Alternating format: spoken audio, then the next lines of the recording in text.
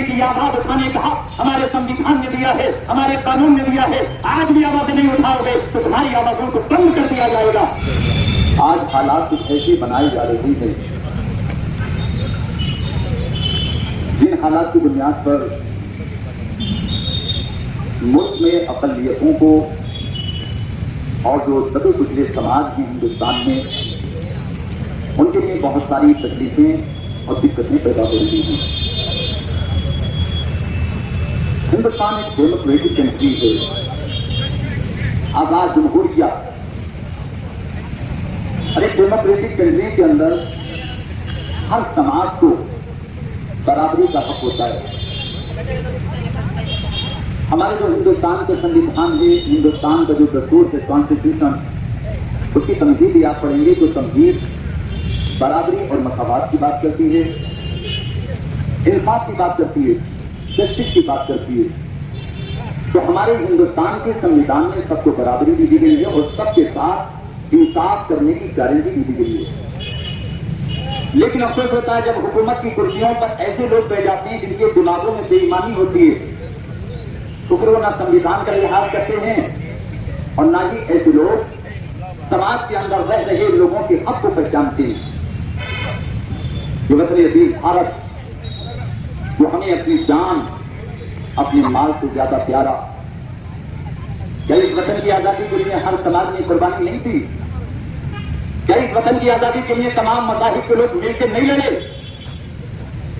लेकिन अफसोस जिन्होंने वतन के लिए कुछ नहीं किया, आप वो वतन के हीरो बनना चाहते हैं। हम वफादारे वतन होके भी आज सभी लोग हार हैं और सुरखरू वो हैं यहाँ जो वाकई गद्दार हैं।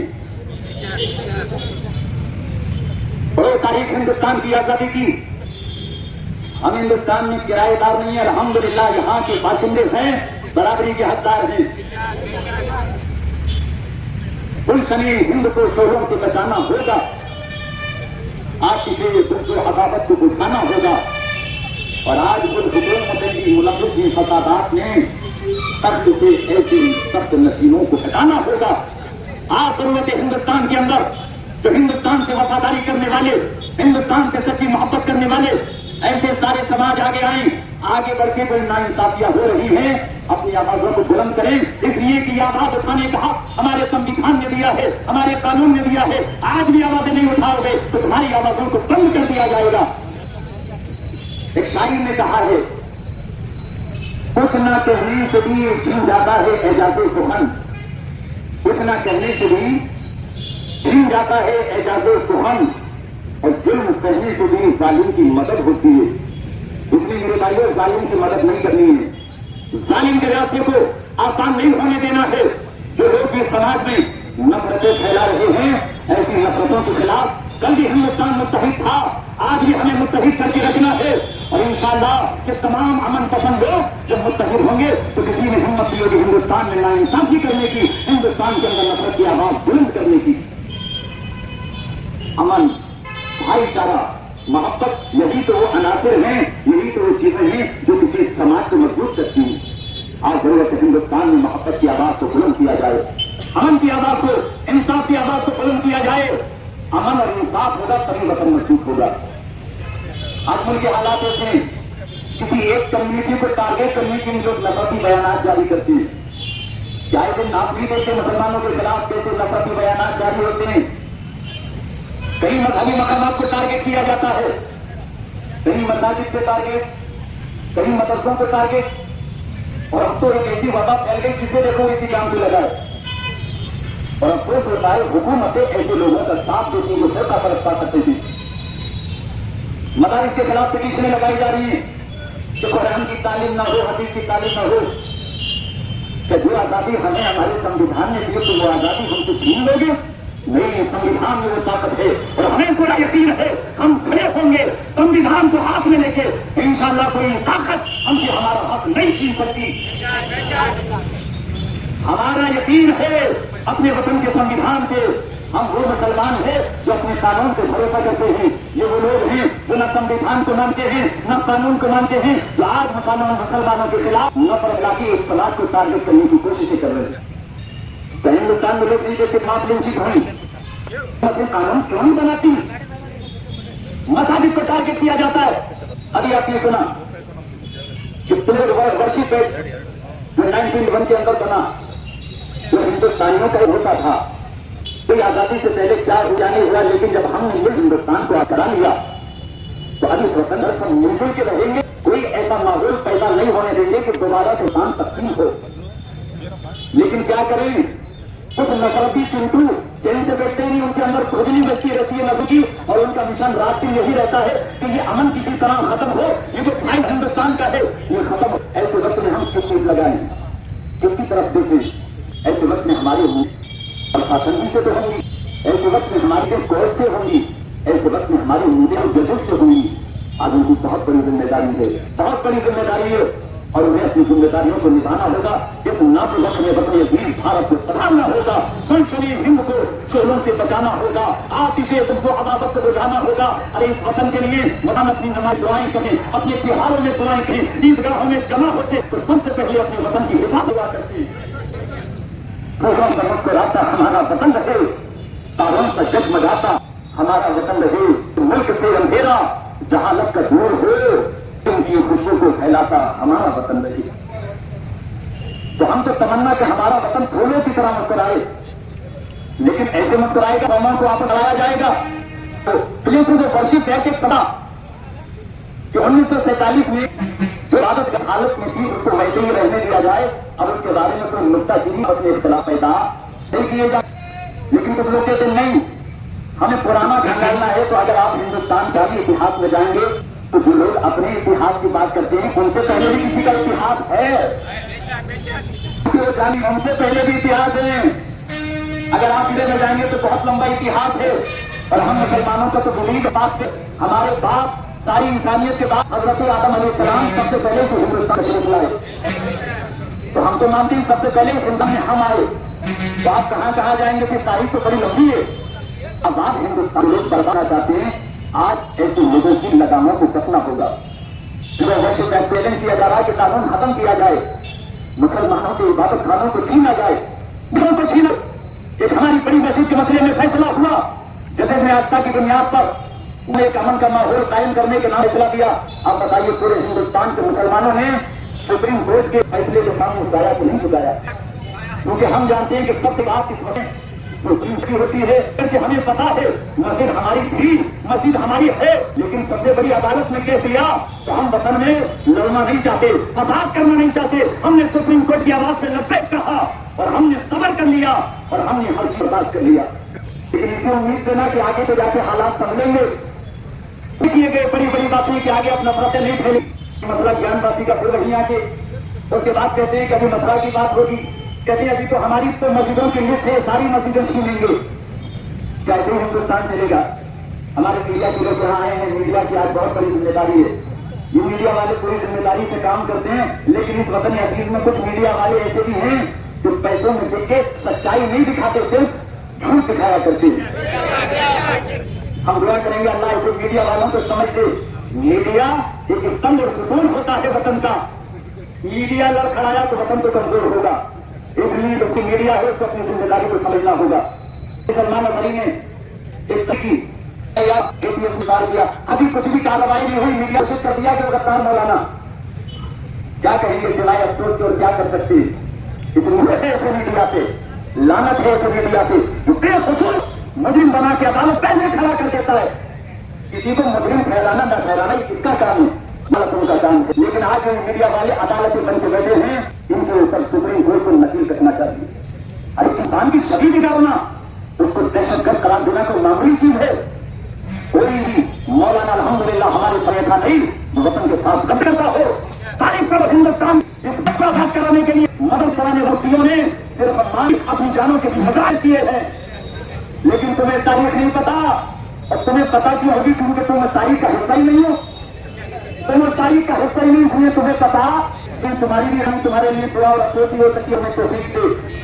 और तारीख इस वतन के लिए कितनी मोहन कुर्बानी कराई, मुफ्तियों ने फांसी को कबूल किया है। तो इस वतन अजीज भारत के लिए अपन मन सबको कुर्बान और अपनी औलादों को कहते कुछ भी हो जाए, वतन अजीज भारत के उम्मीद है तो मतलब तुम सबसे आगे खड़े होना। और अल्हम्दुलिल्लाह जज्बा रखता है वही भारत के लिए हम बधाई देने के लिए तैयार है। मौलाना मुफ्ती सलमान आज कोई ऐसी बात नहीं कही जो कोई होने वाली हो। अरे एक तो मुसलमानों के मजहबी के जुमले के रखू हमारे मजहबी शख्सियात के खिलाफ बोला जाता है। याद रखो आका पैगंबर सल्लल्लाहु अलैहि वसल्लम वो हमारे लिए जाने ईमान है। अब कोई बारे में बात करे और आप कहीं हम आंखी ना करें। मौलवी जी हो गया, पता बिहार में मुसलमान कत्लेआम हो गया, न कोई केस न कोई कार्रवाइयां, और हम आंखी करते हैं तो उतने बदनाम हो जाती है कि हमें वतन का बना के खड़ा दिया जाता है। यही कहेंगे हम आ कर दें तो होगा तो ये बदनाम, और वो नफरती चिंतु कत्ल भी कर दें तो चर्चा होता। चर्चा होगा जब मीडिया ठीक गया तो चर्चेगा कौन? ये बेचारे छोटे छोटे चैनल चलाने वाले वो किसी वफादारी का हक अदा कर रहे हैं। कितने यूथ है जो वफादारी का हक कर रहे हैं, ये बड़े पैमाने पे ऐसे चैनल जिनका काम की रात दिन नफरत परोसना है हिंदुस्तान को तो है। हम ये चैनल अपनी जिम्मेदारियों को समझे, अगर वो वाकई भारत प्रेम करने वाले हैं तो प्रेम हक तो ये है नफरतों को मरोचो, हिंदुस्तान में मोहब्बत में चार करो। मुफ्ती सलवी साहब मामूली सी बात को गिरफ्तार कर, क्या फ्रीडम ऑपरेशन नहीं रह गया हिंदुस्तान में? क्या फ्रीडम और स्पीच नाम की कोई चीज नहीं रह गई? एक तरफ से मुस्तफा की इज्जत पे हमले, इस्लाम के बारे में मैसे बात आगे रखे जाते हैं, सारी चीजें ऐसी ही खत्म हो जाती हैं। कोई कार्रवाई नहीं, कोई गिरफ्तारी नहीं है। हमारे शाहुल हमीद साहब एक नाम लेके बता रहे थे कि फला नफरती बातें करने वाला कितनी बड़ी बड़ी बातें करता है, लेकिन कभी इसके खिलाफ कोई कार्रवाई नहीं होती। तो क्या सारी कार्रवाई एक ही समाज के लिए? क्या कभी को दबाया जाएगा? ऐसे भारत मजबूत नहीं होने वाला, ऐसे तरक्की की तरफ जाने वाले, भारत की तरफ जाना है। कमजोर तबकात है उन्हें मजबूत करना होगा, जिनके साथ जुड़ रहा है उन्हें इंसाफ देना होगा। जब इंसाफ बुलंद होगा, अमन हिंदुस्तान में होगा, तो हमारा यकीन है भारत विश्व गुरु बनेगा, दुनिया को भारत रास्ता दिखाता नजर आएगा। इसलिए मेरे अमन करनी, शांति की बात करनी है, और जुल्म हो तो मिलजुल के हर समाज को खिलाफ आवाज उठाना है।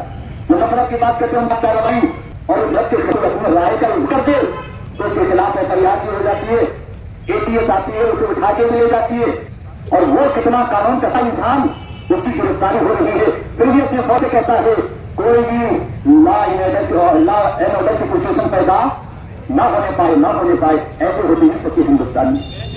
और हमने देखा है समाज के कितने लोग वो कहते हैं अपने फॉलोवर से तीर से ईंट बजा देना, हिंदुस्तान में आग लगा देना, लेकिन बारे मुफ्ती सलमान तुम्हारी खैर, तुम्हारे ईमान को सलाम, तुम्हारे सलाम, तुम्हें गिरफ्तार किया, तुमने कहा कानून का एहतराम करने वाला हो, कोर्ट में जाके भी जवाब दूंगा, पुलिस जाके भी जवाब दूंगा।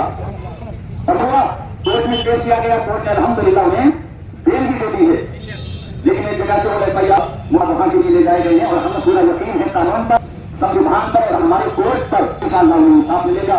अगर हमारे साधुनी पहले सौगते का बात हमें यकीन है जरूर उन्हें मिलेगा। और इस तरह की जो ये मस्जिदों के खिलाफ मुहिमें चल रही हैं, हमें उम्मीद है इंशाअल्लाह इस तरीके से इस संत में हमारा समाज और जितने भी समाज में आगे बढ़ेंगे, और इंशाअल्लाह नाइंसाफी का साथ रोकेगा। आज से इतनी बड़ी किसी को अजान से परेशानी, तो रास्ते में नमाज पढ़ने वक्त हो जाए, इसमें बेचारा 2 रकात नमाज 4 रकात नमाज, तो इससे परेशानी। ये तो हमारा हिंदुस्तान नहीं था, ऐसा कभी हिंदुस्तान, अरे बोलो भाई बोलो, ऐसा हमारा हिंदुस्तान नहीं था। तो कहां लेके जा रही है लोग हिंदुस्तान को? कौन सी नफरत की तरफ लेके जा रहे हैं?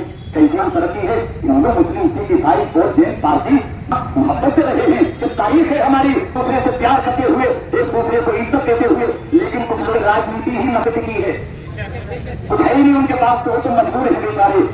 लेकिन हमारे हिंदुस्तान समाज को, यहाँ की जितनी भी कम्युनिटीज है, उनको तो सोचना चाहिए ये लोग अपनी कुर्सियों को बचाने के लिए हिंदुस्तान की बड़ी चला रहे हैं, कुर्सियों को बचाने के लिए हिंदुओं को बर्बाद करने की साजिशें कर रहे हैं, अपनी कुर्सियों को के लिए भाई को आपस में लड़ा रहे हैं।